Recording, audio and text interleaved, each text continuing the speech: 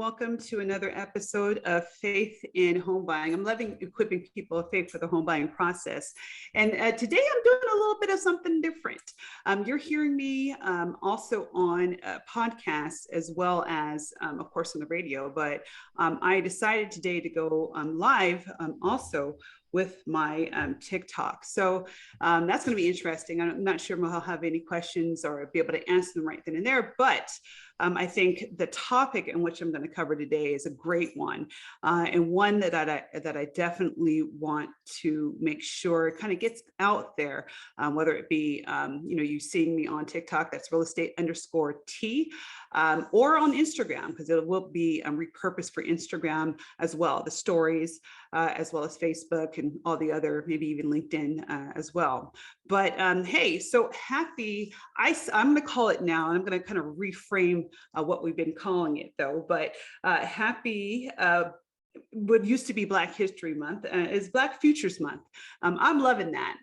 Apparently it was a phrase that was coined by Movement for Black Lives, and this month serves as a time to reflect on the tumultuous journey of Black people in America and the celebration of the community's triumphs against all odds. Ultimately, we've talked a whole lot about how and why and the things in the past. However, let's now kind of shift that focus, and hopefully things are, pushing forward and like how we can make things better in this generation and generations for us. I have two young girls, 12 and 7, and anything that I can do to continue to help bring the narrative. And, again, my medium right now is homeownership because I'm a realtor, right? So these are the ways in which I know in speaking and making sure that information is out there, great information. And some of the information that I came across over this weekend that I want to share about today is in regards to home ownership, and it was an article in the New York Times. Now, granted, it was a past article in the New York Times, but I just got my fingers onto it. It was August of 2021 that this came out. But I remember, and if you remember, there was kind of like when Juneteenth had happened, there was in the United States, Marcia Fudge, the Secretary of the Department of Housing and Urban Development, stood at a podium in Cleveland, and she made a bold pledge, right? And this pledge was by 2030, there will be 3 million new Black homeowners in the United States. Like, that's huge. And, it kind of like went, and then it just kind of just dissipated. I didn't hear too much more about it, but I did start seeing little things happen here and there in the industry because I'm in it, right?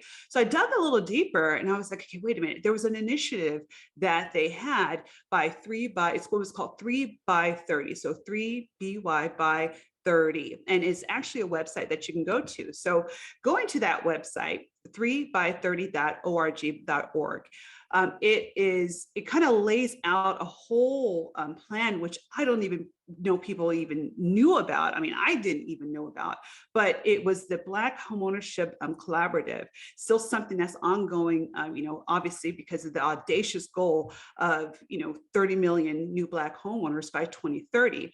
And the website, again, 3by30.org.org, the 7-point plan is to create 3 million new Black homeowners by 2030. And they actually go through a 7-point plan. And I wanted to bring that to light. And, those that were looking like, okay, well, how do you change the numbers? And let me just back up. So when you look at across the board home ownership, there was a lot of things that were done to suppress numbers. It just was. We don't have, that's not even an opinion. That's just fact, from the FHA, Federal Housing Authority, to our presidents at the time, to redlining mortgage industries. It's obvious that was something that was a fact. However, did it suppress a lot of things? Yes, it did. Granted, now in this current century, unfortunately, things like COVID, things like kind of that have been happening, we've made great strides. But looking at the numbers now, it's staggering, the difference in home ownership rates across the board, specifically for people of color, but specifically also too for Blacks as well. And, a lot of it can be traced back to, of course, the redlining and even current mortgage lending practices that are discriminatory, fair housing laws that should have been passed that are not being adhered to, reading articles and things of that nature in different states that people, even agents, my industry, steering people in the wrong way in certain neighborhoods, like literally steering people out of neighborhoods that are maybe predominantly white. And these are real. These are facts, factual things that have been happening. And what can we do to combat those things? And I'm going to talk about that a little bit. And I think what they have laid out, now granted it's 2022, so it's only like 8 more years until 2030. I've been seeing some increase, at least from my clientele. You would think that, hey, Tamika's Black, most of our clientele is, but no, I have a very, very diverse clientele of folks. And I think that's a beautiful thing. And I love that. And I want to continue that. And, unfortunately, a lot of the area that I serve, there isn't a high density of people of color in certain areas, because especially when you get to particular price points. However, I serve them all. Does not matter, and I welcome it. And I also make strides to go into communities and talk to different communities about the access, right? So let's look at the 7-point plan. And I would so encourage anyone in listening to this, it's the 3by30.org, especially if you're a person of color, know people and think that, okay, what's happening in order to change the dynamic, change the narrative. And these are some positive things you can look for on the changes, okay? So 7-point plan. The plan identifies a set of 7 tangible, actionable, and scalable steps that will make it possible to increase Black homeownership by 3 million new homeowners by 2030. And that's an increase of about 10% in the Black homeownership rate. Bringing it to a level, and this is just the craziest thing too, bringing it to a level that was never previously attained. Okay, so from there, new strategies will be developed to close the racial homeownership gap completely, which is crazy because as of this point, and let me just give you a fact, okay, the numbers tell the story. These are as of recent numbers, and these are numbers that, as of 2022. So these are not things that are far-fetched. It's 2020. It's recent, okay. Here's a stat for you. The numbers tell the story. Bring the Black homeownership rate up to that of non-Black households would require increasing the number of existing homeowners by roughly 5 million. And that's an increase of approximately 72%. Why? Right now, 20% of the homeownership rates for Black households under the age of 35, okay, is below 15%. And that is less than half the rate for non-Black counterparts. How interesting is that? Half the rate. So therefore people are buying homes in different areas. However, they're not Black folks, and I think that's really interesting, especially in communities and stuff that are predominantly Black. Well, where are you buying your homes? Where is your money going to? Where? Also, another staggering fact is, so below 50%, the homeownership rate for Black households aged 35 to 54, that's kind of around where I'm at, right, is 40.8%, as compared to over 72% to other households of similar ages, and also racial ethnic makeup. That's pretty alarming, I would think, in comparison to the homeowner and readiness of homeowners of different colors. Like, so when you look at equality across the board, and of course COVID hits, things end up happening, and those numbers just continue to decrease and decrease and decrease. Look, I've been blessed at the fact that, not only myself, but, from my father and my grandfather, my grandfather owned property over in Oakland, Oakland, California. And I was blessed to know that homeownership was a big thing, even with my grandparents. On my father's side and my mother's side, they also did military too. So military families, also with homeownership, being able to use their VA benefits as well, which, in the first part, they weren't able to, but finally being able to capitalize on that was a huge portion of why I know that even my father, being from a military background, him using his VA benefits to buy his homes as well and to create generational wealth and continue to create generational wealth. I know how important it was because I saw it, right? And most don't see it. If you can't see it, it's hard to figure it being attainable, so as a blessing, not only just myself, I've actually been able to see my father, my husband being able to see his parents as well capitalize on home ownership. So him seeing it as well as me seeing it has helped us right now in our situations. And truth be told, my husband was able to go on a down payment assistance programs, and that's how he got his first home. And then, we both, come together and we buy our first home. Now, granted, we lost homes as well, right? So we lost them, but guess what? We found ways in order to even get it right back. And so, we've lost, we've had, and we were able to sustain ourselves and now have multiple investment properties in our homeowners, right? But it's the access to the facts, access to the information that we had that probably most people don't, right? So anyways, this 3x30.org organization, 7-point plan. I'm going to give you the high level of what it is. And then when we come back in the next segment, I'm going to talk about the different parts of it being broke down. So the plan has 7 parts. The first one is homeownership counseling. Okay. The second part is down payment assistance. The third part is housing production, and I'll go into detail in the next segment because I'm running out of time on my first one. But then the next one is credit and lending, civil and consumer rights, homeownership sustainability, and then the last one, marketing and outreach. I think it seems like it's doable. It seems like it's doable, and I'll go into detail on some of the ways that I've seen, at least from articles, things from the last year or so, which ways, and even Fannie Mae has been making different practices in order to help certain things more practical, and it makes more sense in order to try to increase these numbers across the board. Because homeownership, honestly, it should be for all. There should not be any type of boundaries for people to get homes, especially, and maybe call me biased, but especially for those that are vets, and especially VA buyers. And it seems like they've had the hardest time in homeownership, and that's a whole nother story, or a whole nother thing. But I hope to bring awareness to that too. So stand by. This is Tamika Ellsworth, Faith in Home Buying, equipping people of faith for the home buying process. To another episode, loving and equipping people of faith for the home buying process. And as today, as I've mentioned before, Black Futures Month, talking about how, at least that I've seen, us progressing in the area of home ownership, so that everyone has a chance for home ownership across the board. Because I truly believe that, again, as Jesus was a carpenter, and a lot of the things that he did had to deal with community, and it had to deal a lot with just ownership of land. I believe that it should be for everyone across the board, no matter what the past has said. How can we make things happen in the future? So I was talking about a 3x30.org. Again, check that website out because there's a 7-point plan on there. And I'm going to get into what the 7-point plans, kind of some of the details. I had highlighted them before, but let's talk about it, right?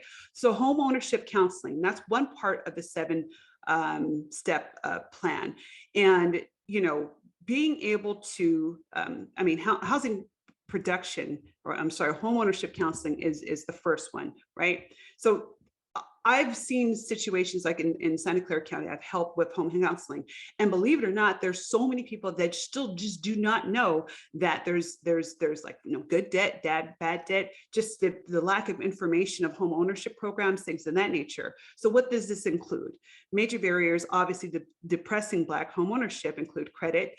That's a huge thing, right? Student loan debt, a lack of information and resources for first-time and especially first-generation home buyers, pre-purchase home ownership counseling. That's a fundamental part and foundational to bridging barriers, as well as the growing pool of mortgage-ready home buyers. So ultimately, a lot of the things that the initiative is doing and talking about doing is to recognize these pain point areas and bring programs into place. So and I've seen it in certain senses, bringing more, first-time home buyer programs available to underserved areas. I think Earn Your Leisure did a great one in Oakland, and then some of my colleagues being able to kind of get onto that initiative in order to bring more knowledge and information to the communities. And apparently there was just record turnout for this because people are hungry for knowledge and information. So that's one. Down payment assistance. We kind of, unless you've been on the rock, there's a lot of things dealing with down payment assistance. I know things like for instance, Chase has been, Wells Fargo has been, which they should, because they had aided a lot in different redlining practices and stuff, but bringing down payment assistance programs to the forefront of people.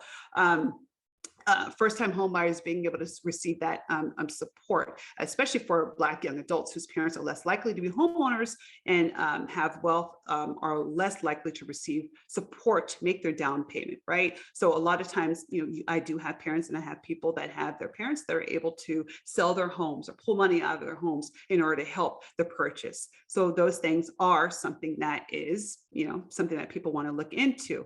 But those that don't have it, there is help out there. Honestly, I can be reached at 408-561-7922, or you can catch me on Instagram, even on TikTok at real-estate_T. On Instagram, it's Tamika Ellsworth. But I have at least people that I know can help and assist with down payment assistance. Even if that means helping out with your credit, does not matter. We can help, okay?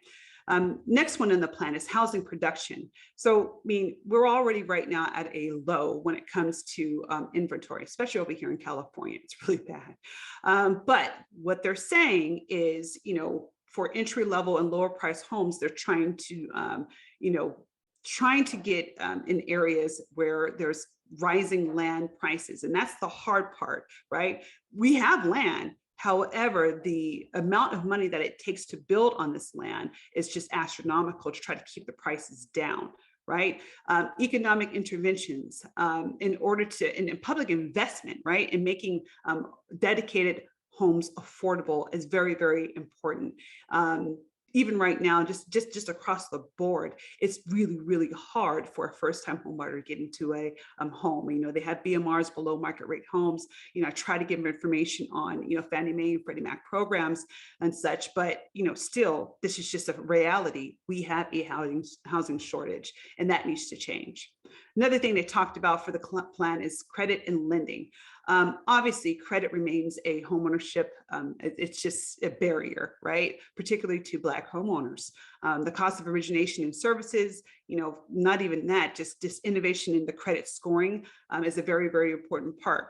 One of the things I did see on here, and I think that it is true, turning a no, and I've had clients that, it was a no, just a flat out no. But what about turning a no into like a not yet, right? What about saying, okay, you know what, not right now, but these are the steps that you can do in order to get your credit up to where it needs to be. One of the good things that I see that has kind of been happening since that time, Fannie Mae has been changing their underwriting work, which is not bad, right? Most people don't know this, but as of September 18th of 2021, Fannie Mae's the desktop underwriter, which is a DU, which all your information goes in and spits out an automatic approval. They are enabling single-family lenders permission from mortgage applicants to automatically identify recurring rent payments in the applicant's bank statement data to deliver a more inclusive credit assessment. For qualified renters who may have limited credit history, but a strong rent payment or a rent history, Fannie Mae's GU enhancement creates new opportunities for homeowners while promoting safe and sound lending. I think this is important because, the Federal Housing Finance Agency Director, Sandra Thompson, she stated for many households, rent is the single largest monthly expense. There's absolutely no reason timely payment of monthly household expenses shouldn't be included in underwriting calculations, which is absolutely true. With this update, Fannie Mae is taking another step towards understanding how rental payments can be more broadly be included in a credit assessment, providing an additional opportunity for renters to achieve the dream of sustainable homeownership. That's huge. because the activity on pre-pandemic levels went up 13% even more for renters in 2021 as compared to the same time in 2020. And it was led by Generation Z. So ultimately, you have a whole lot of people that could be ready for home ownership. However, they don't have the established credit needed. And things like this help in aiding that, right? Civil and consumer rights. That's also another thing as well. The government must utilize, protect, and restore all legal doctrines and provisions of the law that address systemic discriminatory policies. And they have, and we've seen things. I mean, I could tell you the stories that I've heard, even just when they pull the mortgage practices on mortgage lenders and we're talking about big banks, and the no's that have been given to those primarily of color versus other. It's just been astounding, the reports that they've done on this, and hopefully with more eyes being put on it, more things like this, and people knowing that this is just straight up just not right, maybe things will change, more of a highlight being put on it, more spotlights put on this, and more people speaking up against it and enforcing fair housing and consumer laws. Things are already changing with the National Association of Realtors when it comes to this. One of the things that I don't even think realtors knew about is that there are 4 ways that brokers can actually, and this is by realtors, this is by California Association or National Association of Realtors, in the Realtor magazine. And these are ways that realtors, like in my industry, who can change the dynamic of what they've been doing and actually become better fair housing leaders. And one of them was really interesting. There's a website called Fairhaven, and that's FAIRHAVEN. .com. So that you have to go through the National Association of Realtors, that website, but it actually goes through, is an immersive online simulation developed by National Association of Realtors. And you go through a fictional town and you take on the identity of a real estate agent. And it actually has different kind of like you're racing against the clock in order to get people into home ownership, but you're confronted with different levels of discrimination. I thought that was actually kind of interesting, that my own industry was trying to do certain things in order to get people to understand racial sensitivity and even, implicit bias, training on different levels. So, I get it. We're trying, I'm actually going to kind of go through that little thing. I actually just heard about it. I'm going to go through it, and there's a diversity course as well, certification course that you can get too. So, trying to, because my industry has been one of the biggest ones in order to discriminate against people in a lot of ways. I could see some changes happening there, but still it's not enough, right?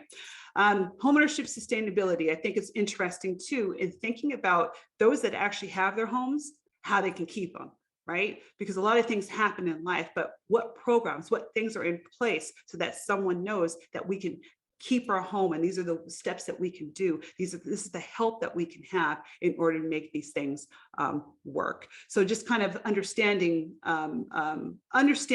what is out there for you to stay in your home, okay? And the last one is marketing and outreach. So of course, one of the best ways in order to do this is obviously marketing and outreach to other people. And situations like this, the small thing that I can do, and I probably will go on my live for Instagram as well at one point, but these are the things that we can do in order to get the awareness out there. I want to stress that in the marketing tools and such. And I'm hoping that stuff like this, remember this website is 3by30.org. I would implore you to look at it because you have the different people that are a part of this, Mortgage Bankers Association, NAACP, Realtis, National Association of Realtors, National Housing Conference, National Urban League. Everyone is a part of this. And, my little part right now, just to hopefully bring a little bit of awareness for this Black Futures Month, hopefully has blessed you. Thank you again for listening. And, any other information that you want, remember, you can contact me at 408-561-7922. My website, TamikaEllsworth.com. You can also catch me on Instagram, Tamika Ellsworth, and also real estate_T on my TikTok community. Thank you all, equipping people of faith for the home buying process, faith in home buying.